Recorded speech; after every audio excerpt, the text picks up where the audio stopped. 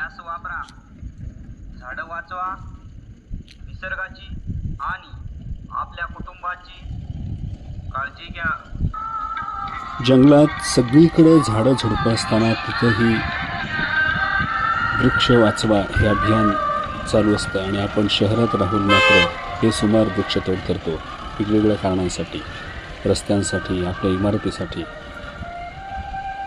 कुणाकडून काय शिकायला हवं हे प्रत्येकानं ठरवायला हवं.